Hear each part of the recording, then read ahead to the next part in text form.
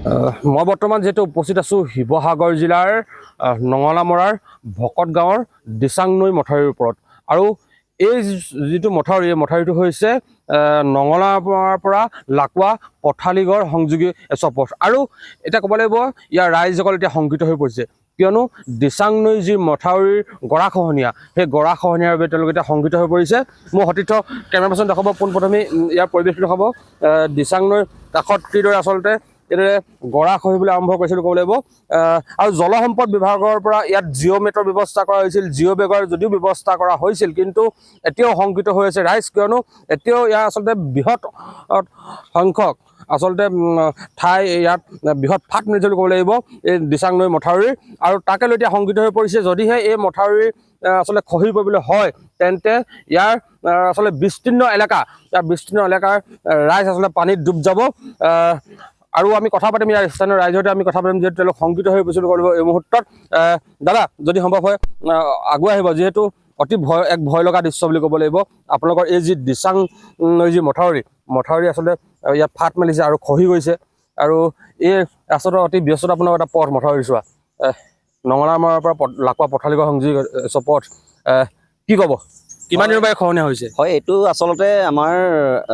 আজি প্ৰায় 10-15 বছৰ আগতে খহিছিলে তেতিয়া এইটো আমাৰ জিঅ' মেট আৰু জিঅ' বেগ দি পিনি এইটো এটা সমাধান কৰিছিলে কিন্তু বস্তুটো আচলতে কামটো সঠিক ৰূপত নোহোৱাৰ দুখতে এইডোখৰ দেখিছে যিডোখৰ এইডোখৰ আপোনাৰ আজি প্ৰায় এবছৰমানৰ ভিতৰত হৈছে আৰু এবছৰৰ ভিতৰত এইটো তললৈ গুচি গ'ল যিখিনি আগৰ জিঅ' মেট পাইছিলে কিন্তু এতিয়া আপোনাৰ যিটো আমাক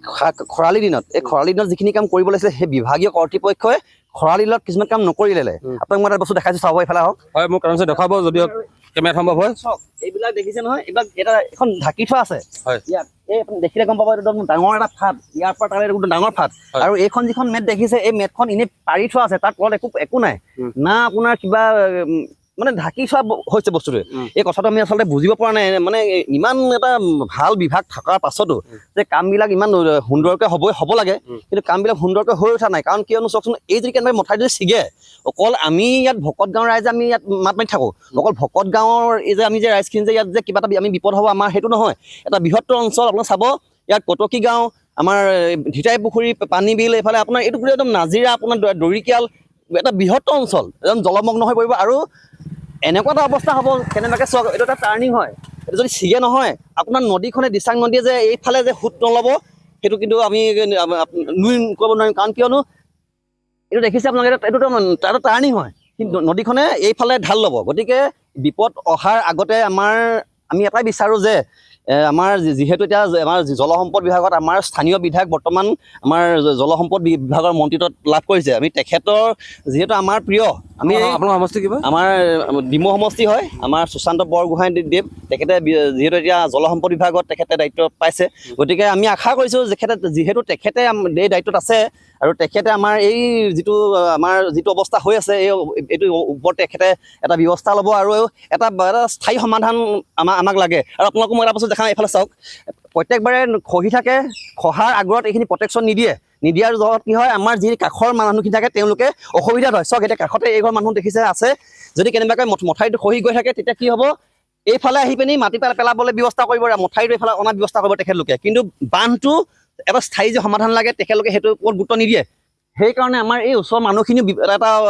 বিপদ হৈছে কাৰণ কিয় এতিয়া ওচৰত এইফালে মানুহ কেইঘৰমান আছে এতিয়া থাকিবলৈ তেখেতলোকৰ অকল ঘৰটো যেনে তেনে আছে মাটি নাই মানে মথাউৰিটো এৰি দিবলগীয়া হয় এতিয়া এইটো পৰিস্থিতি হ'বলগীয়া হ'লে এখেতলোকৰ এইঘৰ মানুহে ইয়াত মথাউৰি যে কাৰণে মাটি যে এৰি দিবলগীয়া নহ'ব সেইটো কিন্তু আমি নুই কৰিব নোৱাৰোঁ ধন্যবাদ দিছোঁ আৰু আচলতে এটা কথা ক'ব লাগিব এক ভয়ংকৰ ৰূপত এই যি দিচাং নৈ মথাউৰি আচলতে গৰাখ হৈছে ক'ব লাগিব আৰু তেওঁলোকে এই ডিমৌ সমষ্টিৰ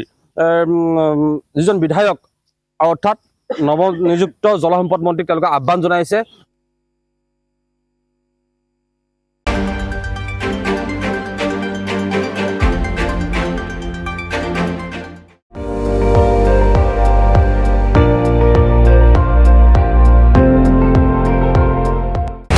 আপুনি চাই আছে ND24 সৰ্বশ্ৰেষ্ঠ নহয় সৰ্বোত্তমৰ দৌৰত